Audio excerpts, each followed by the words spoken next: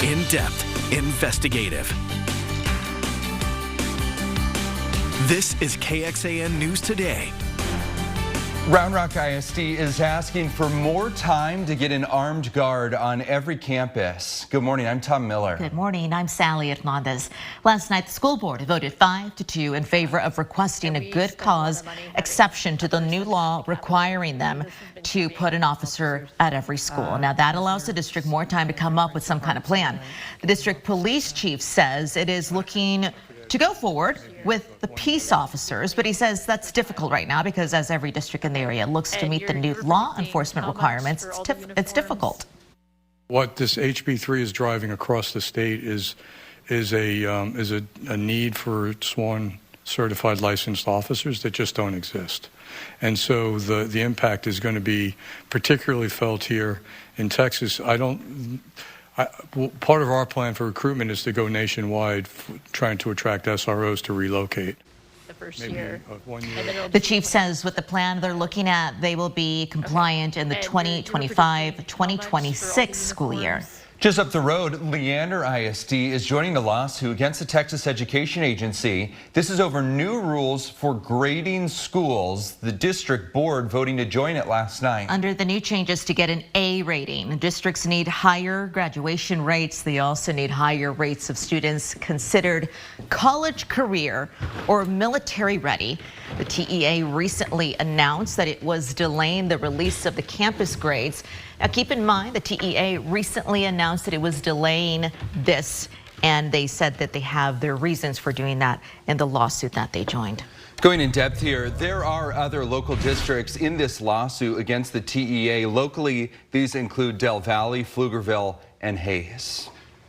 Okay, Nick Bannon is joining us as we kick off a Friday morning. Yes. Happy to have you. Thank you. Can you believe it's the final full day of summer today? Oh gosh, well we can't tell by the look of the forecast. Well, it very much feels like summer, and it sure will even into the first couple of days of fall. This is how it is outside right now, when we're well into the 70s, middle and upper 70s is what you're stepping out into. In many ways, it's going to look and feel like yesterday morning did. Humid with increasing clouds. We've got a partly cloudy sky now, but I expect low clouds will start to fill in over the next few hours. You can see out the door at 6, becoming mostly cloudy, more clouds than sun at 8, and then we start to slowly increase the sunshine as we head through 10 o'clock. Notice we're in the 70s the next few hours, but it's sticky, and then 80s beginning at 10 before we really start to heat up again this afternoon. The question is, we did it yesterday. Will we keep avoiding 100 degrees here for the rest of the year? We'll show you when we're most likely to hit that magical or not so magical number. We'll show you the increasing rain chances as we head into the weekend and just how much rain we could have in the bucket by next week. Hopefully a lot. Thank you, Nick. A man is dead after a shooting on Austin's South Congress Avenue. Austin police say several people called 911 around 5:30 last night. Happened in a parking lot of the SoCo Apartments, part of South Congress between Ditmar Road and William Cannon Drive. And when police got there, they found a man shot. Minutes later, he was pronounced dead. Detectives still speaking with a person of interest, but police didn't elaborate. President Joe Biden is taking steps to help reduce gun violence in the country by launching a first-of-its-kind White House Office of Gun Violence Prevention. President Biden and Vice President Harris believe the new office will allow for the implementation and expansion of key executive and legislative action, ultimately helping to save more lives. Vice President Kamala Harris is going to oversee the new office. The office leadership will also include Stephanie Feldman, a longtime policy advisor to President Biden on gun violence prevention, as the director.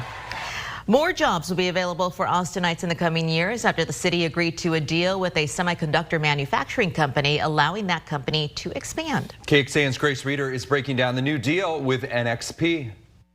Without objection, it is approved. Thursday, Austin City Council members approved an economic development agreement with NXP, a semiconductor manufacturer, to support a more than $290 million expansion and modernization of its 2 Austin facilities. Since it's been 7 years since the city's done an agreement like this, that they are, in essence, the first. The agreement offers tax breaks to NXP. In exchange, the city of Austin will get more than $1.5 million and a say in some community benefits. That includes the company matching the city of Austin's base pay and putting money towards childcare inside and outside of the company. And we're supportive of the idea that this is also going to support childcare around the facilities where we operate. NXP already has more than 2,700 employees in Austin. This expansion will require them to hire 53 more, something many current employees advocated for during City Council Thursday. I have worked at NXP for 26 years. For the past 24 years. I just celebrated my 25-year anniversary with NXP Semiconductors. Of the people at council, the majority of those objecting to the agreement came from one group, Central Texas Interfaith, who said it wasn't necessarily against the agreement. But we do believe they should have exceptionally high standards. The group asked City Council to postpone its vote, but the body instead voted unanimously in favor of the contract. Grace Reeder, KXAN News. NXP says that this contract will help strengthen the company's application for federal money through the CHIPS Act. It says that could eventually bring in billions of dollars in revenue to Central Texas. For some context on the CHIPS Act, part of the reason that it gained bipartisan support in Congress is because it encourages semiconductor manufacturing here on American soil, and it comes amid continued global supply chain issues. Yeah, the law provides $200 million for workforce development programs here in the U.S., like Austin Community College's dual credit classes for high schoolers interested in going into chip manufacturing. Why the Department of Defense is sending service members to the U.S.-Mexico border, and what the mayor of Eagle Pass is asking from the federal government. And listen to this. Some people in a Central Texas city may be switching up their toothpaste. The big change coming to their tap water. Good morning. The Department of Defense is sending close to 800 additional service members to the U.S.-Mexico border. This is in addition to the hundreds of National Guard members already there. Already there. The decision comes amid another migrant surge in Texas. The mayor of Eagle Pass declaring a state of emergency after thousands of people arrived at the border, many from Venezuela.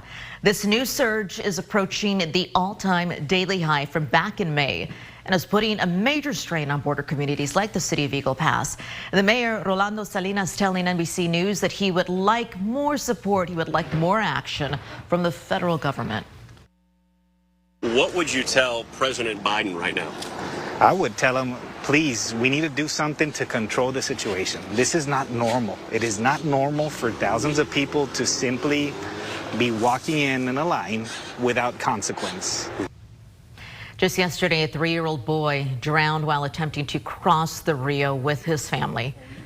Coming up later on the Today Show this morning, NBC News' Tom Lamas goes inside a makeshift processing center to hear from the migrants that are desperate for shelter.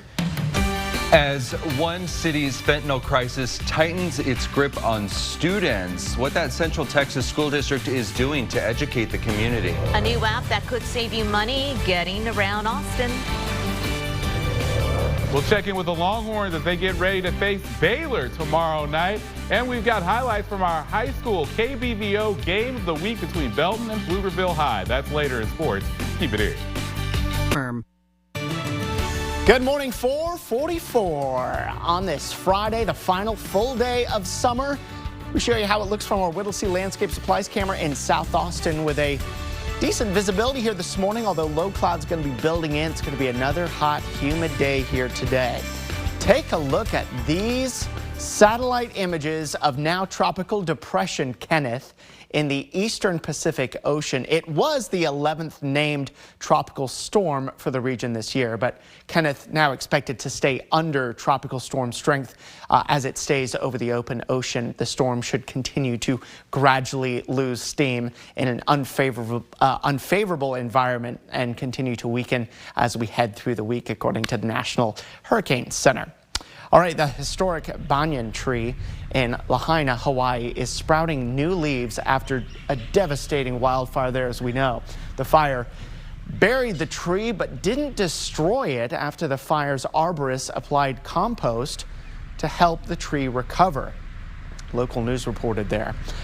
A famous tourist site, the banyan tree was imported from India and planted in front of the Lahaina courthouse and harbor in 1873. So getting some leaves there, sign that it truly did do really well considering. It's symbolic. It is symbolic. I mean, and it was charred. And I saw in addition to compost, they were sort of aerating the soil. They were doing everything they can to give it some nutrients. And it's beautiful to see it's recovering. Sign of hope for that area, too, as they all try to recover and rebuild in that area. You bet.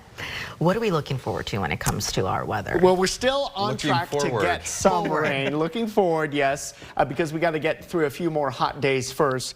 This area of high pressure, that heat dome that we watched so much over the summer, well, it's back, and it's just to the southwest of us here, and will stay that way through tonight. But as we get into the weekend, it's going to slowly work its way farther and farther away. And by the time we get into Monday, it's going to be far enough that we can actually allow a cold front to drop in. It's not going to make it very cold, but it is going to cool us off from near triple-digit heat. We're going now for a high of about 98 here today after getting to 97 in Austin yesterday. There is still a chance we could reach 100, especially tomorrow and now Sunday. I'm going as the hottest day ahead of that cold front that drops us down into the mid-90s on Monday. Before we get to eventual higher rain chances, let's take you through today first. Low clouds giving way to sunshine. We've added a low 10% shower chance for our eastern counties today during the afternoon and early evening, and it should be very light stuff. Then we get into your Saturday morning, starting again with the low clouds, but then the rest of the day is very sunny. However, Saturday evening, we've got another low chance of rain, this time in the hill country, where some spotty storms could come in real late in the evening before we take you into Sunday. Sunday's rain chances looking a little better as we head into the late Sunday evening and overnight hours ahead of what should be the wettest day coming on Monday. Rain chances on Monday are now up to 60%, and then they drop considerably Tuesday and Wednesday. So all hope rests on Monday. Unfortunately, the rainfall expectations have lowered a bit. Now 1/4 of an inch to an inch. Most of this coming Sunday night into Monday. But hey, it's better than nothing, right? Clouds to sunshine is our forecast today with a high of 98 and that low shower chance to the east. There's your weekend. 99 Saturday, 100 on Sunday with those higher rain and storm chances Sunday coming real late in the day. So I think most of your weekend plans are reasonably dry, but just hot. Then that cold front coming in during the day on Monday drops us to 94. It'll be helped by the clouds and showers and storms around. Lingering showers possible Tuesday with a high of 91 and only a 10% rain chance Wednesday and 92. Then we start to warm up just slightly here by Thursday with sunshine, but no more signs after Sunday of near triple-digit heat until hopefully next year. Hopefully. Okay, thank you, Nick. Hayes CISD is again dealing with kids overdosing, and it comes after 4 students died last year. It was from fentanyl. The district says it's doing everything it can to educate and inform. KXAN's Nabil Ramadna spoke with students who've been impacted. We made this up as a team. We made it on game days. Discipline, respect, attitude, commitment in one team. You'll find most Hayes CISD football players. We wake up at 5 in the morning to come put in work. Talking football. It's going to be fun to watch, or fun for y'all to watch. But it's not the only thing on their minds. We had two kids that overdosed, and thankfully we were able to revive them with the Narcan. That was this year. Just last year, 4 kids died from overdosing on fentanyl. Never heard about 4 in my life until these past 2 years. Colin Richardson goes to Lehman High School. He hears about fentanyl often. I feel scared. I'm very scared about it. Timothy Boyd over at Johnson High School. He lost a close friend to the drug. It hurts to say it, but he's not the only life that's been lost from it. The worst thing you'll ever do as an educator is bury a kid. Lance Moffitt, the athletics director for Hayes CISD. He's helped put together a program called Coaches versus Overdoses. The program helps educate students, parents, and the community by passing out info packets and drug disposal kits at football games. Just to be able to raise the awareness and give kids an opportunity to, talk to each other and know what the different lingo is. Packets like this show statistics and what certain counterfeit drugs look like. Hayes CISD Superintendent Eric Wright says following recent overdoses, he's worried, but hopeful this program will help. We really had a bad batch of pills last summer, but I think we have another influx now. Don't know where they're coming from, but we need to educate so that people will still stay away from them. As for the students, they play an important role as well in the fight to save lives. It impacted me because I lost a friend. This is your life you're experimenting with. This is your future you could be just potentially destroying. In Hayes County, Nabil Ramadna, KXAN News. Looking in depth here, opioids including heroin, prescription pills, and fentanyl have caused the most overdose deaths in Texas. Governor Abbott saying last year more than 2,000 people died from fentanyl in the state, more than 5 people per day. Lawmakers have passed several new laws to battle the crisis, one classifying overdoses from fentanyl as poisonings. That could trigger more potential murder charges in overdose cases. October is now Fentanyl Poisoning Awareness Month. Public schools now required to have staff to assist with opioid abuse prevention and awareness. And another law allowing for the distribution of Narcan or other reversal agents to Texas colleges and universities. Austin police are asking for your help to find a man they say assaulted a cashier at a gas station with a beer can. APD says the assault happened on September 8th at the Valero gas station. This is on North I-35, the frontage road near Breaker Lane. Police say the suspect argued with the cashier and then hit him with the beer can. And if you take a look at the man caught on camera, we'll have these pictures for you on our website if you're listening on the podcast. If you recognize this person, please call police with any information. Thousands of Texans have been removed from Medicaid by mistake and forced to wait months for food assistance. And whistleblowers with the Texas Health and Human Services Commission have shared this concern for months now. They say their worries have only worsened. They sent a letter to Governor Abbott urging him to intervene, and now Texas congressional leaders are calling on the Biden administration to enforce federal Medicaid standards and audit Texas HHS. What we've asked is that the suspensions be stopped until the audit is complete. There's no reason why thousands of additional pregnant women, children, individuals with disabilities should be denied access to a family physician until we're sure these problems are corrected. The governor's not yet responded to that whistleblower letter. Data from the Kaiser Family Foundation shows more than 888,000 Texans have been removed from Medicaid since the federal government's COVID protections ended.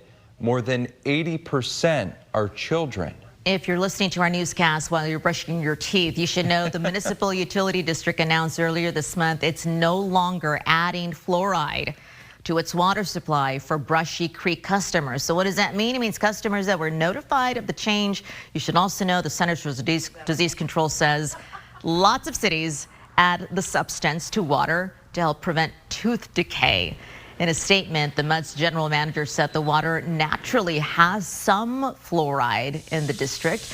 It will just stop adding the additional fluoride that puts levels at those recommended by the CDC. The district says it is doing this, and they're doing it for several reasons, including scientific and environmental concerns. One customer we met says that he spoke with his dentist after hearing of the upcoming change. This dentist says that they would still recommend having it. So in the absence, okay, well, you can make sure you're using the toothpaste and the mouthwash and the varnish, and just keep on top of it yourself. Yeah, the MUD will stop adding fluoride, and they're doing that on December 1st. Also in Williamson County, some people in Georgetown reaching out to us earlier this week saying their water smelled very strange. A Georgetown official told us when rain sediment washes into the lake, that can cause a change in the taste and the smell. They describe it as an earthy or maybe musty smell. The water's still safe to drink, and the taste and odor goes away, they say, once the water settles.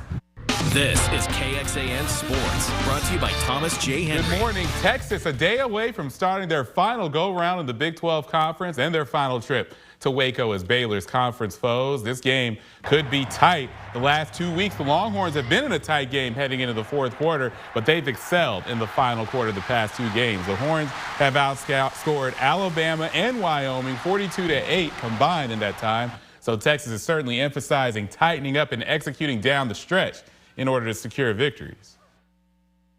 Before season, I feel like Sark kind of said, oh, we need to start winning the fourth quarter. That's the main part. That's when we've been losing that lately. So I feel like we kind of put that in our head that we need to start winning the fourth quarter. Big 12 play is it's a whole new ball game. Everyone's starting fresh. It's cool to see what we've done so far. But we can't hang our hat on that. We need to keep the ultimate goal in our vision. High school football, our KBVO game of the week last night. Pflugerville High hosted Belton at the Field with a capital P. Pick it up in the first quarter. Belton up 7-0 already. And Sean Snap takes this screen pass for a touchdown from 22 yards out. 14-0 Belton. But here comes Pflugerville. They score a touchdown to get it to 8. And then Ryder Miller turns on the Jets here. That is an 86-yard touchdown run. And after the extra point, Pflugerville only down by 1. Then in the third quarter, 4th down and 3 for Belton. And Diego Coleman would not be denied. He goes into the end zone right there. 21-13 Belton. They win this one 36-19 over Pflugerville High. We've got the Battle of the Lakes tonight. Lake Travis and Westlake will face off at Cavalier Stadium. Both teams undefeated on the season. Kickoff is set for 7:30, and you can check it out on KXAN.com. That does it for sports. Let's go back over to you. For those listening on the KXAN Today podcast, thanks for joining us. Here's what we're tracking at 5. A man is leading the charge to take back money after the city of Taylor gave itself, the council members, nearly a $4,000% raise. Thanks for joining KXAN News Today. You can also listen to KXAN News Nightly every weekday after 5:30 p.m. for in-depth coverage on what matters most to you.